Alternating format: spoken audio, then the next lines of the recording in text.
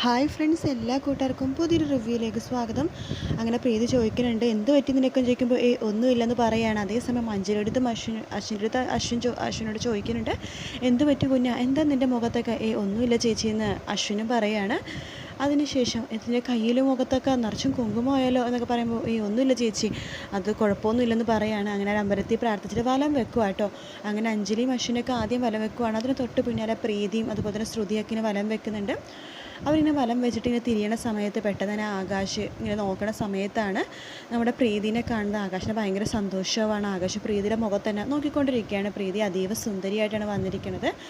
പ്രീതിയും ആകാശം നോക്കുമ്പോൾ എന്തോ പ്രീതിയും ചെറുതായിട്ടൊന്ന് ചിരിക്കുന്നുണ്ട് കേട്ടോ. അങ്ങനെ അവർ കുറച്ചു നേരം കണ്ണിൽ അങ്ങനെ നോക്കിക്കൊണ്ടിരിക്കുവാണ്. ആകാശ് പ്രീതിനെ നോക്കി ചിരിക്കുമ്പോഴേക്കും പ്രീതിയും ചിരിക്കുന്നുണ്ട്. അതിനുശേഷം കാണിക്കുന്ന അശ്വിനെയാണ്. അശ്വിൻ ഇങ്ങനെ നടന്ന് വലം വെക്കണ സമയത്ത് പ്രാർത്ഥിച്ചുകൊണ്ടിരിക്കണ പെട്ടെന്ന് ശ്രുതിനെ കാണുവാണ്. കുറച്ച് നേരം ശ്രുതിയുടെ മുഖത്തേക്ക് നോക്കുന്നുണ്ട്. ശ്രുതിയും പെട്ടെന്ന് തിരിയുമ്പോൾ അശ്വിനെ കാണുവാണ്. അശ്വിനെ കുറച്ച് ദേഷ്യത്തോട് കൂടിയിട്ടാണ് കേട്ടോ ശ്രുതി നോക്കുന്നത്. കണ്ണൊക്കെ ഇങ്ങനെ ഉരുട്ടി നോക്കുവാണ്. ആ സമയത്ത് അശ്വിൻ വളരെ സ്നേഹത്തോടു കൂടി തന്നെ ശ്രുതിനെ നോക്കുന്നുണ്ട്. ശ്രുതിനെ കണ്ണും ഉരുട്ടിയിട്ട് പെട്ടെന്ന് ഇങ്ങനെ നോക്കിക്കൊണ്ടിരിക്കുമ്പോൾ പെട്ടെന്ന് തന്നെ അശ്വിൻ അവിടെ നിന്ന് പോകുവാണ്. അശ്വിൻ പോകുന്ന വഴിക്കും ശ്രുതിനെ ഇങ്ങനെ നോക്കി അവിടെ നിന്ന് പോകുവാണ്. ആകാശാണെങ്കിൽ പ്രീതിനെ നോക്കിക്കൊണ്ടിരിക്കുകയാണ്. പ്രീതി പതുക്കെ അവിടെ നിന്ന് പോകുന്നുണ്ട്. ആകാശ് പ്രീതിനെ ഇങ്ങനെ നോക്കിക്കൊണ്ടിരിക്കുമ്പോൾ ഇതെല്ലാം അശ്വിൻ കാണുന്നുണ്ട് കേട്ടോ. അശ്വിൻ ആകാശം നോക്കുമ്പോൾ പെട്ടെന്ന് ആകാശം ഒന്നും അറിയാത്ത പോലെ അശ്വിൻ നോക്കിക്കൊണ്ടിരിക്കുകയാണ്. അശ്വിൻ്റെ കാര്യം മനസ്സിലായി പ്രീതിനെയാണ് നോക്കിക്കൊണ്ടിരിക്കണേന്ന്. അതിനുശേഷം വലം വെക്കുകയെന്ന് പറഞ്ഞിട്ട് അവർ വീണ്ടും അങ്ങനെ വല വെച്ചുകൊണ്ടിരിക്കുകയാണ്. ആദ്യം പ്രീതിയും അതുപോലെ തന്നെ ശ്രുതിയും കൂടി നടന്നു പോകുന്ന സമയത്ത് അഞ്ജലി ചേച്ചി വിളിക്കുന്നുണ്ട്. ഹലോ ശ്രുതിയല്ലേ എന്ന് ചോദിക്കുമ്പോൾ ചേച്ചി മാഡം എന്ന് പറയുമ്പോൾ ശ്രുതി ഇവിടെ ഉണ്ടായിരുന്നോ? ശ്രുതിയും ഇവിടുന്ന് വ്രതം എടുത്തിട്ടുണ്ടോ എന്ന് ചോദിക്കുമ്പോൾ അതേ ചേച്ചി എന്ന് പറയുകയാണ്. അതിന് മേഡം എന്ന് പറയുകയാണ്. അയ്യോ നിങ്ങളെന്നെ മേഡം ഒന്ന് വിളിക്കേണ്ട, ചേച്ചി എന്ന് വിളിച്ചാൽ മതി, അഞ്ജലി ചേച്ചി എന്ന് പറയുമ്പോൾ അല്ല ഇതാരാ? ഇതാണ് എൻ്റെ മേഡം, എൻ്റെ ചേച്ചി പ്രീതി. ഇതാണെന്ന് ഫോൺ വിളിച്ചപ്പോൾ സംസാരിച്ച ആളല്ലേ? സോറി മേഡം, ഞാൻ അറിയാണ്ട് അങ്ങനെ സംസാരിച്ചു പോയതാ. അയ്യോ ഇതാരെ, ആകാശ് സാറോ എന്ന് ശ്രുതി ചോദിക്കുകയാണ്. ആകാശ് സാർ എന്താ ഇവിടെ എന്ന് ശ്രുതി ചോദിക്കുമ്പോൾ മനോരമ പറയുന്നുണ്ട്, എന്താ ആകാശിന് അമ്പലത്തിൽ വന്നൂടെ എന്നിങ്ങനെ ചോദിക്കുക കേട്ടോ. ശ്രുതി എടുത്ത ആ സമയത്ത് ശ്രുതി ഒന്നും മിണ്ടുന്നില്ല. നോക്കിക്കേ കുട്ടി, ആകാശിൻ്റെ ഒരേ ഒരു മോനാണ് ഈ മനോരമയുടെ ഒരേ ഒരു സൺ, കേട്ടല്ലോ എന്നിങ്ങനെ പറയുവാണ്. ആ സമയത്ത് ശ്രുതി ഒന്നും മിണ്ടാതെ തന്നെ നിൽക്കുകയാണ്. ആകാശാണെങ്കിൽ പ്രീതിനെ തന്നെ നോക്കിക്കൊണ്ടിരിക്കുക കേട്ടോ. ശേഷം അഞ്ജലി ചോദിക്കുന്നുണ്ട്, അല്ല വ്രതം മുറിക്കാൻ വേണ്ടി നിങ്ങൾ ഇവിടെ തന്നെയാണോ വൈകിട്ട് വരുന്നതെന്ന് ചോദിക്കുമ്പോൾ അറിയില്ല, ആൻറ്റി പറയണ പോലെ ചെയ്യത്തുള്ളൂ മാഡം എന്നിങ്ങനെ പറയുവാണ്. ആ സമയത്ത് നമ്മുടെ അഞ്ജലി ചേച്ചി പറയണ്ടേ, അല്ല ഞങ്ങൾ വ്രതം മുറിക്കാൻ ഇങ്ങോട്ട് തന്നെയാണ് വരുന്നത്, അപ്പോൾ നിങ്ങൾ ഇങ്ങോട്ട് തന്നെ വാ, നമുക്ക് വൈകുന്നേരം കാണാമല്ലോ എന്നിങ്ങനെ പറയുവാട്ടോ. ആ സമയത്ത് നോക്കട്ടെ മേഡം എന്ന് പറയുവാണ്. അതിനുശേഷം അഞ്ജലി അവിടെ നിന്ന് പോകുന്നുണ്ട് കേട്ടോ. പോയി കഴിയുമ്പോഴേക്കും നമ്മുടെ ആകാശ് പതുക്കെ പ്രീതിയുടെ മുഖത്തേക്ക് നോക്കിയിട്ട് അവിടെ നിന്ന് പോകുവാണ്. വീട്ടിലെത്തിയ അശ്വിൻ കണ്ണയുടെ മുമ്പിൽ നിന്നിട്ട് ഓരോരോ കാര്യങ്ങൾ ആലോചിച്ചുകൊണ്ടിരിക്കുകയാണ്. ശ്രുതിയായിട്ട് കൂട്ടിമുട്ടിയതും ശ്രുതിയുടെ നോക്കിക്കൊണ്ടിരുന്നതും ഒക്കെ ആലോചിച്ചിട്ട് ഒരു ടിഷ്യൂ എടുത്തിട്ട് മുഖത്ത് ആ ഒരു കുങ്കുമെല്ലാം തുടച്ച് കളയാണ്. ശ്രുതി ദേഷ്യത്തോട് നോക്കിയത് മാത്രമാണ് അശ്വിൻ്റെ ആ ഒരു ഓർമ്മയിൽ. അതിനുശേഷം ശ്യാമ ഒരു വലിയ ബാഗൊക്കെ എടുത്തിട്ട് എവിടെയോ പോകുവാണ്. ആൻറ്റി ചോദിക്കുന്നുണ്ട്, അല്ല ശ്യാമോനെ എങ്ങോട്ടൊക്കെ പോണത്? ഞാനൊരു ക്ലയൻറ്റിനെ കാണാൻ പോവാം. അല്ല ഇതെന്താ ബാഗിൽ? അത് ക്ലയൻറ്റിനെ കൊടുക്കാനുള്ള കുറച്ച് ഗിഫ്റ്റും ഫയലൊക്കെയോ? ആണോ എന്നൊക്കെ പറഞ്ഞിട്ട് ചിരിച്ചുകൊണ്ടിരിക്കുന്ന സമയത്ത് അവിടേക്ക് ശ്രുതിയും പ്രീതിയും വരുവാണ്. വന്നല്ലോ സുന്ദരികൾ എന്ന് ആൻറ്റി പറയുന്നുണ്ട്. അതിനുശേഷം ആൻറ്റി ശ്രുതിയുടെ മുഖത്തേക്ക് സൂക്ഷിച്ച് നോക്കുകയാണ്. അല്ല ഇതെന്താ ഇവളുടെ മുഖത്ത് എന്നിങ്ങനെ ചോദിക്കുവാണ്. അല്ലടി നിൻ്റെ മുഖത്ത് ഇതെന്താ ഇരിക്കുന്നതെന്ന് ചോദിക്കുമ്പോൾ അത് കുറച്ച് കുങ്കുമം വീണതാണ്. അവിടെ കൊടുക്കാനുള്ള കുങ്കുമം നീ അങ്ങടെ കുങ്കുമത്തിൽ ആറാടിയോ അത് ഹോളി കഴിഞ്ഞ് വരുവാണോ? അല്ല ഞാൻ അറിയാണ്ട് എന്നൊക്കെ പറയുവാണ്. എന്ത് ചെയ്യാൻ ആൻറ്റി, അവിടെ അയാളുണ്ടായിരുന്നു, അശ്വിൻ. ഏത് അശ്വിൻ? അശ്വിൻ സൈറാം, അയാളായിട്ട് കൂട്ടിമുട്ടിയതാണ്. എൻ്റെ ദൈവമേ, ഈ അശ്വിൻ എപ്പോഴും നീ പോണിടത്ത് തന്നെ ഉണ്ടല്ലോ, ഇനി അയാൾ നിന്നെ ഫോളോ ചെയ്യണോ നീയാണോ അയാളെ ഫോളോ ചെയ്യണത് എന്ന് ആൻറ്റി ചോദിക്കുവാണ്. ആ സമയത്ത് പ്രീതി പറയുന്നുണ്ട്, അയാൾ ഫാമിലിയായിട്ട് വന്നത്, അയാൾക്കൊരു ചേച്ചി ഉണ്ട് കേട്ടോ ആൻറ്റി, എന്ത് സുന്ദരിയും എന്ത് പാവമാണെന്ന് പറയാവോ എന്നിങ്ങനെ പറയുവാട്ടെ.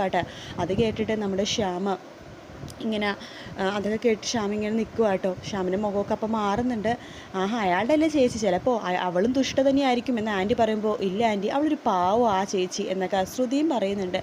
അതിനുശേഷം കാണിക്കണത് ലാവണ്യേനെയാണ്. ലാവണ്യക്ക് വിശപ്പ് സഹിക്കാൻ പറ്റാണ്ട് കുറച്ച് പോപ്കോൺ എടുക്കുകയാണ്. അപ്പോഴേക്ക് അഞ്ജലി വിളിക്കുന്നുണ്ട്, ചേച്ചി ഞാനൊന്നും കഴിച്ചിട്ടില്ല കേട്ടോ എന്ന് പറയുവാണ്. അയ്യോ എനിക്കറിയാം ലാവണ്യ ഒന്നും കഴിക്കണമെന്ന്, പ്രത്യേകിച്ച് കുഞ്ഞിന് വേണ്ടിയിട്ടുള്ള വ്രതമാകുമ്പോൾ ലാവണ്യ അത് കറക്റ്റായിട്ട് നോക്കുമെന്നൊക്കെ എനിക്കറിയാലോ എന്ന് അഞ്ജലി ചേച്ചി പറയുവാണ്. അതെ, അഞ്ജലി പറയുന്നുണ്ട് ലാവണ്യ എടുത്ത് വൈകിട്ട് വരുമ്പോഴേ നീ സാരി എടുത്തിട്ട് വരാമോ, കേരള സാരി എന്ന് പറയുമ്പോൾ അതിനെന്നെ ആലോചിക്കുക ചേച്ചി, ഞാൻ എന്തായാലും വൈകിട്ട് വരുമ്പോൾ സാരി എടുത്തിട്ട് വരാം കേട്ടോ എന്നൊക്കെ ഇങ്ങനെ പറയുവാണ്. ശരി ശരി ലാവണ്യ എന്ന് പറഞ്ഞിട്ട് ഫോം വെക്കുവാണ് നമ്മുടെ അഞ്ജലി. അതിനുശേഷം നമ്മുടെ ശ്രുതി കടലമാവൊക്കെ എടുത്ത് മുഖത്തൊക്കെ ഇങ്ങനെ തേച്ചുകൊണ്ടിരിക്കുക കേട്ടോ. അശ്വിൻ്റെ ആണെങ്കിൽ ആകെ ആ വിചാരം മാത്രമേ ഉള്ളൂ, ശ്രുതിയായിട്ട് കൂട്ടിമുട്ടിയതും അവർ തമ്മിൽ പരസ്പരം നോക്കിക്കൊണ്ടിരുന്നതും ശ്രുതി തന്നെ സൂക്ഷിച്ച് നോക്കിയതൊക്കെ ആലോചിച്ചുകൊണ്ടിരിക്കുകയാണ് അശ്വിൻ. അതിനുശേഷം അശ്വിന് കുറച്ച് ദേഷ്യം വരുക കേട്ടോ. ശ്രുതി അങ്ങനെ തന്നെ മുഖത്ത് കടലമാവിട്ടെങ്കിലും ശ്രുതിയുടെ വിചാരം ഫുള്ളും അശ്വിനെ കുറിച്ചായിരുന്നു. അശ്വിനായിട്ട് കൂട്ടിമുട്ടിയതും അമ്പലത്തിച്ച് പരസ്പരം നോക്കിക്കൊണ്ടിരുന്നതും എല്ലാം തന്നെ ആലോചിച്ചിരിക്കുകയാണ്. അങ്ങനെ അവർ പരസ്പരം അവരവരെ കുറിച്ച് ഇങ്ങനെ ആലോചിച്ചുകൊണ്ടിരിക്കുന്ന സമയത്ത് പെട്ടെന്ന് ശ്രുതി വരുന്നുണ്ട്. പ്രീതി ചോദിക്കുന്നുണ്ട്, ശ്രുതി നീ എന്തായി ആലോചിച്ചുകൊണ്ടിരിക്കുന്നത്? ചേച്ചി എനിക്ക് അതന്നെ ഓർമ്മ വരുക. എന്ത്? അയാളെക്കുറിച്ച് തന്നെ കണ്ണടച്ചാലും കണ്ണ് തുറന്നാലും അയാളെക്കുറിച്ചുള്ള ഓർമ്മ മാത്രം എന്ന് പറയാണ്. അതെന്താ എന്ന് പ്രീതി ചോദിക്കുമ്പോൾ എനിക്കറിയില്ല, അയാളെക്കുറിച്ചുള്ള ഓർമ്മ മാത്രമേ ഉള്ളൂ ചേച്ചി എനിക്ക് എന്ന് പറയുവാണ്.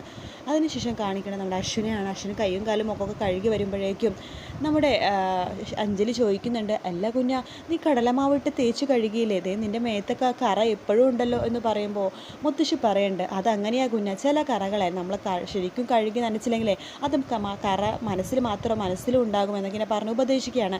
ആ സമയത്ത് നമ്മുടെ ജോലിക്കാരനുണ്ടല്ലോ ആ ചേട്ടൻ ഒരു ഗ്ലാസ് ജ്യൂസായിട്ട് വരുവാണ്. അല്ല നീ എന്താ മനോരമേ ജ്യൂസ് കുടിച്ച് വ്രതം മുറിക്കാൻ പോവാണോ? അയ്യോ ഒരു സിപ്പ് കുടിക്കട്ടെ അമ്മേ, തൊണ്ടയൊക്കെ വല്ലാതെ വരളൊന്നും.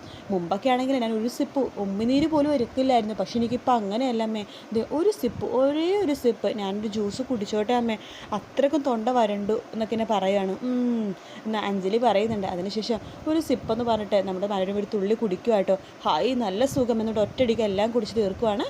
നമ്മുടെ ആൻറ്റി പ്രീതിക്കും ശ്രുതിക്കും ഒരു സാരി എടുത്ത് കൊടുത്തു. ആ സമയത്ത് അവർക്ക് ഭയങ്കര സന്തോഷമായിട്ട് ആൻറ്റിനെ കെട്ടിപ്പിടിക്കുകയാണ്. നല്ല സാരി അടിപൊളി എന്നൊക്കെ പറയുമ്പോൾ ശ്യാം വരുന്നുണ്ട്. ആഹാ എന്തൊരു സന്തോഷം, കണ്ടോ ശ്യാം സാറേ, ഈ സാരി ആൻറ്റി എടുത്തന്നതാണ് വൈകുന്നേരം അമ്പലത്തിൽ പോകാനായിട്ട് എന്നിങ്ങനെ പറയുക കേട്ടോ. ആ സമയത്ത് നമ്മുടെ ശ്യാമിങ്ങനെ ശ്രുതിയുടെ അടുത്ത് പറയുന്നുണ്ട്, അതേ ശ്രുതി, മുഖത്തെയും കയ്യിലേക്ക് ആ കുങ്കുമത്തിൻ്റെ പാട് പോകാനായിട്ട് കടലമാവ് തേച്ചാൽ മതി. എടുത്ത വായിക്കുന്ന ശ്യാമിനോട് പറയണ്ട്, അതെ ശ്യാം സാറേ, ഈ ടിപ്പ് എനിക്ക് അഞ്ജലി ചേച്ചി പറഞ്ഞു തന്നായിരുന്നു. അശ്വിൻ്റെ ചേച്ചിയെ അഞ്ജലി ചേച്ചി ഞങ്ങൾ പറഞ്ഞില്ലായിരുന്നോ? അഞ്ജലി ചേച്ചി പറഞ്ഞതായിരുന്നു കുങ്കുമത്തിൻ്റെ പാട് പോകാൻ വേണ്ടി കടലമാവ് തേച്ചാൽ മതി, കുങ്കുമത്തിൻ്റെ പാട് പോകുമെന്ന്. അതുകൊണ്ട് ഞാൻ കടലമാവ് വന്നപ്പോൾ തന്നെ തേച്ചു. ഇപ്പം പാടൊന്നുമില്ല, എല്ലാം കംപ്ലീറ്റ് പോയി. ആ ചേച്ചി പറഞ്ഞത് ടിപ്പ് തന്നെയാണ് ഇപ്പോൾ ശ്യാം സാറും പറഞ്ഞു തന്നിരിക്കുന്നത് എന്ന് നമ്മുടെ ശ്രുതി പറയുമ്പോഴേക്കും ശ്യാമിൻ്റെ മുഖമൊക്കെ ആകെ അങ്ങ് മാറുവാട്ടോ. കാരണം ശ്യാമിൻ്റെ ഭാര്യയാണല്ലോ അഞ്ജലി. അപ്പോൾ അവർ രണ്ടുപേരും ഒരേ ടിപ്പാണ് നമ്മുടെ ശ്രുതിക്ക് പറഞ്ഞു കൊടുത്തിരിക്കുന്നത്. അങ്ങനെ ശ്യാം എനിക്കിത്തിരി പേടിച്ച് വരേണ്ട ശ്രുതിനെ നോക്കുന്ന ഭാഗത്തോട് കൂടിയിട്ടാണ് കേട്ടോ ഇന്നത്തെ എപ്പിസോഡ് തീരുന്നത്. വീഡിയോ ഇഷ്ടപ്പെട്ടെങ്കിൽ ലൈക്ക് ചെയ്യാൻ മറക്കരുത്, സബ്സ്ക്രൈബ് ചെയ്യുക. വീഡിയോ കാണുന്ന ആളുകളൊക്കെ സബ്സ്ക്രൈബ് ചെയ്തെങ്കിൽ മാത്രമേ ഇനി വീഡിയോ ഇടുമ്പോഴേക്കും നിങ്ങൾക്ക് നോട്ടിഫിക്കേഷൻ കിട്ടത്തുള്ളൂ കേട്ടോ. അപ്പോൾ മറ്റൊരു വീഡിയോ ആയിട്ട് വീണ്ടും കാണാം ഫ്രണ്ട്സ്. അതുവരെ ടേക്ക് കെയർ, ബൈ ബൈ.